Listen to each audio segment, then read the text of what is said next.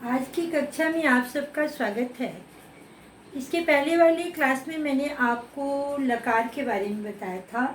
लकार में मैंने आपको लट लकार और लिट लकार में कौन से प्रत्यय जोड़ करके उसकी क्रिया बनती है इसके बारे में बताया था।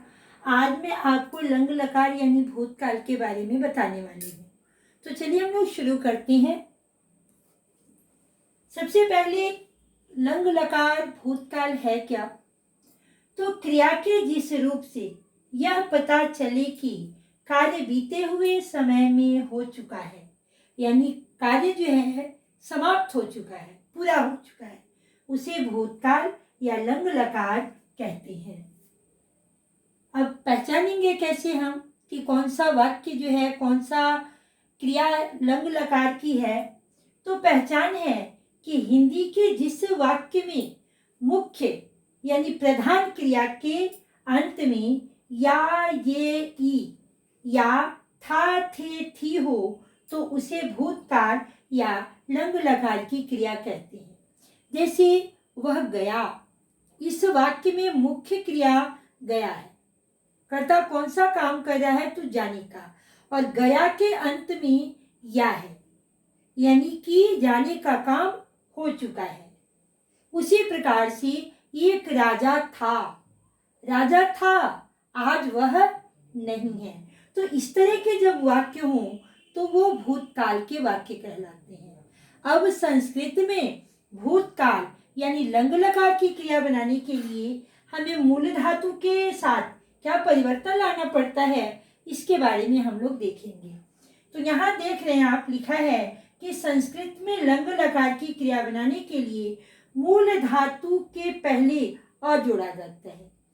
प्रत्येक मूल धातु के पहले अ जोड़ा जाएगा और बीच में धातु रखा जाता है और उसके बाद पुरुष और वचन के अनुसार प्रत्ययों को जोड़ दिया जाता है। अब हम उदाहरण के माध्यम से यहाँ समझते हैं कि प्रथम पुरुष एक वचन में धातु के पहले अ जोड़ेंगे, बीच में धातु को रखा जाएगा और उसके बाद तब प्रत्यय जोड़ते हैं। अब यहाँ हम आपको धातु के साथ जोड़ करके दिखाते हैं। अ जोड़ पठ जोड़ त, अ जोड़ पठ जोड़ त को जोड़ करके हमारी क्रिया बनी अपठत, यानी वह पढ़ा। अपठत यानी वह पढ़ा, यह वह पढ़ी, या राम ने पढ़ा। और संज्ञा या सर्वनाम शब्दों के साथ प्रथम पुरुष के कर्ता के साथ इस क्रिया का प्रयोग कर सकते हैं। उसी प्रकार से द्विवचन में धातु के पहले अ जोड़ेंगे, बीच में धातु को रखेंगे और अंत में ताम प्रत्यय जोड़ेंगे तो हमारी क्रिया बनेगी अपठताम, यानी वे दोनों पढ़े, या बालकों, दो बालकों ने पढ़ा, बालकों अपठताम, या तो अपठताम। इस तरह से हम वाक्य बना सकते हैं। बहुवचन में धातु के पहले नियमानुसार अ जोड़ेंगे और अंत में न प्रत्यय जोड़ेंगे, बीच में हम धातु को रख के देखते हैं तो हमारी क्रिया बनेगी अपठन, यानी वे सब पढ़े। तो बालकाः अपठन् या ते अपठन्। मध्यम पुरुष में हम देखेंगे कि मध्यम पुरुष के कर्ता के साथ, यानी एक वचन में त्वम, द्विवचन में युवाम और बहुवचन में यूयम के साथ हम लोग किस प्रकार से प्रत्ययों को जोड़ करके बनाते हैं।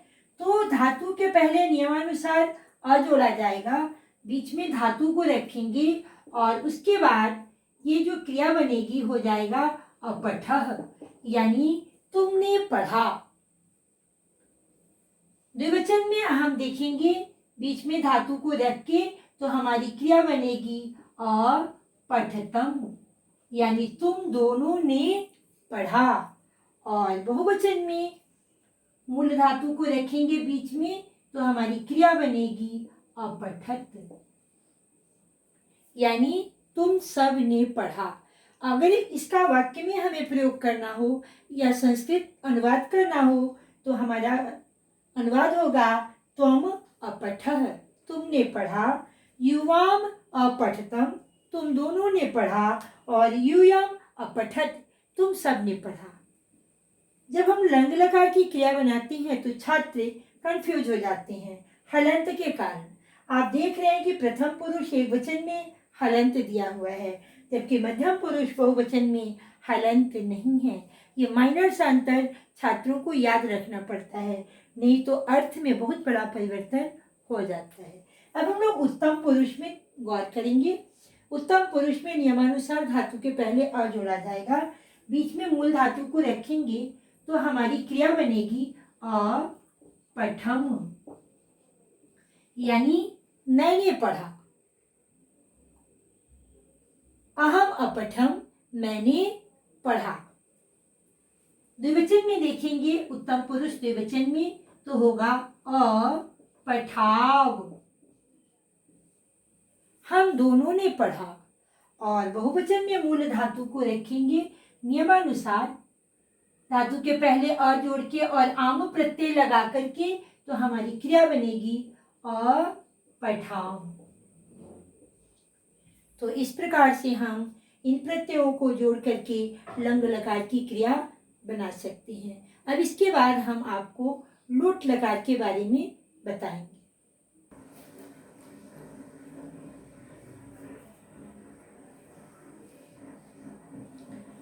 तो चलिए अब हम लोग लोट लकार के बारे में देखते हैं। लोट लकार यानी आज्ञार्थक कार। क्रिया के जिस रूप से आज्ञा, अनुमति, निमंत्रण, निवेदन आदि का बोध हो उसे लोट लकार कहते हैं। जैसे जिस क्रिया से लगे कि किसी को बुलाया जा रहा है, आप अवश्य पधारें, यहाँ आप देख रहे हैं कि निमंत्रण दिया जा रहा है, अनुमति दी जाए, आप शीघ्र जाएं, अनुमति है, आज्ञा मांगी जाए, क्या मैं बैठूं, तो आज्ञा है, निवेदन किया जाए कि कृपया आप रुक जाएं। तो इस तरह के जब वाक्य होंगे तो वहां पे लोट लकार का प्रयोग किया जाता है। लोट लकार की क्रिया बनाने के लिए धातु के अंत में इन प्रत्ययों को जोड़ा जाता है। प्रथम पुरुष एक वचन में धातु के अंत में तू जोड़ेंगे, द्विवचन में धातु के अंत में ताम जोड़ा जाता है, और बहुवचन में धातु के अंत में अंतु जोड़ते हैं। अब हम लोग देखते हैं धातु को रख के, अगर यहाँ पे पठ धातु को रखा जाता है तो हमारी क्रिया बनती है पठतु, यानी वह पढ़े। पठताम, यानी वे दोनों पढ़ें। और पठन्तु, यानी वे सब पढ़ें।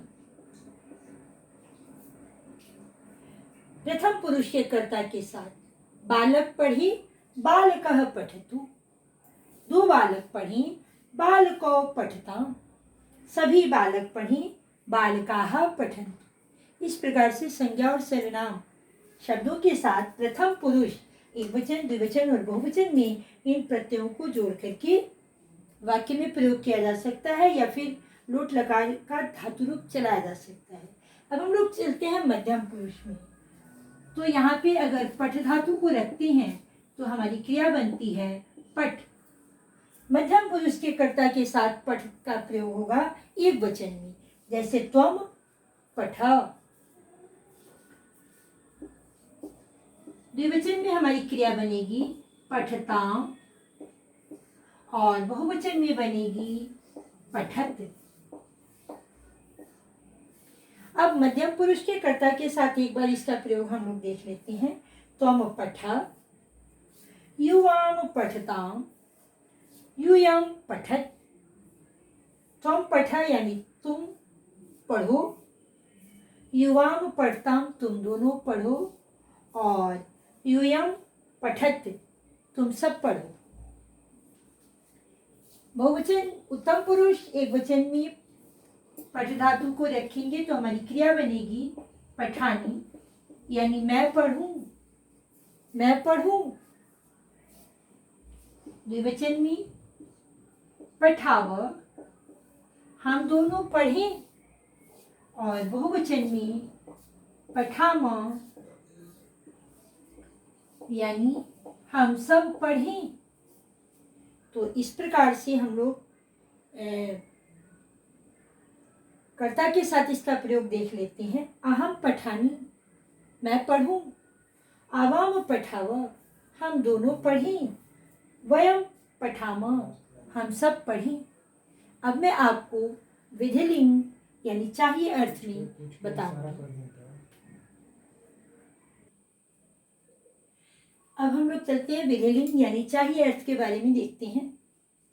तो विधिलिंग और लोट लकार में माइनर अंतर है, केवल भावनाओं का।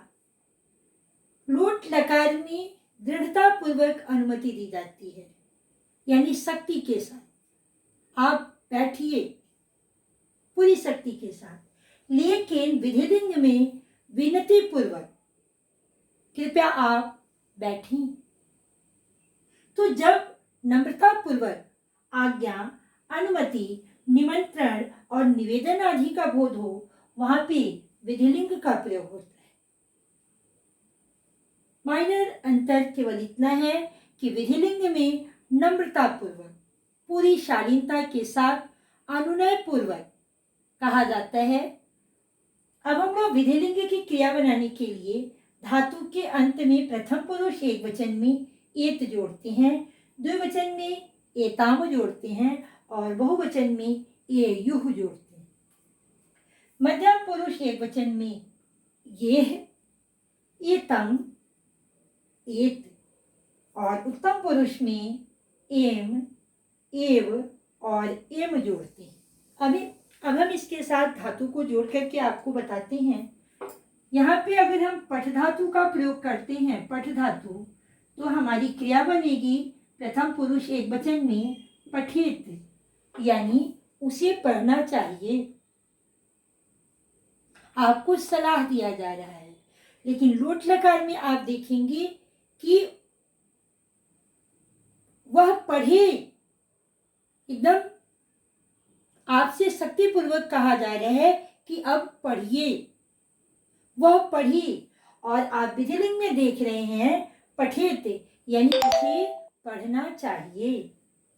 उसी प्रकार से द्विवचन में होगा आपका पठियताम, यानी उन दोनों को पढ़ना चाहिए। बहुवचन में पठ धातु को रखेंगे तो क्रिया बनेगी पठेयुः, यानी उन सबों को पढ़ना चाहिए, या बालक को पढ़ना चाहिए, बालकः पठेत, दो बालकों को पढ़ना चाहिए, द्विवचन में बालको पठेताम, सभी बालकों को पढ़ना चाहिए, तो बालकः पठेयुः। इस प्रकार से इसका वाक्य में हम प्रयोग कर सकते हैं। अब मध्यम पुरुष में हम देखेंगे पठ धातु को रख के, तो हमारी क्रिया बनेगी पठे, द्विवचन में पठेतम, और बहुवचन में पठेत।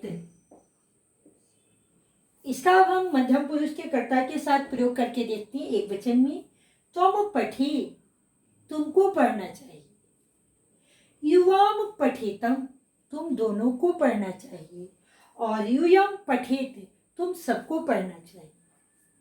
अब इसके बाद हम लोग उत्तम पुरुष में देखते हैं, एक वचन में पठ धातु को रख के, तो हमारी क्रिया बनेगी पठे, पठेम, द्विवचन में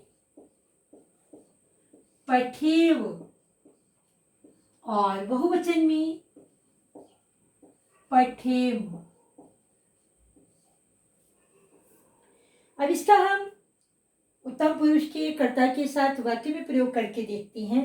अहम पठेम, मुझे पढ़ना चाहिए, अहम गच्छेम, मुझे जाना चाहिए, आवाम पठेव, हम दोनों को पढ़ना चाहिए, वयम पठेम, हम सबको पढ़ना चाहिए। तो इस प्रकार से हम लोगों ने आज विधिलिंग यानी चाहिए अर्थ में किन प्रत्ययों को जोड़ करके क्रिया बनाई जाती है, इसके बारे में सीखा।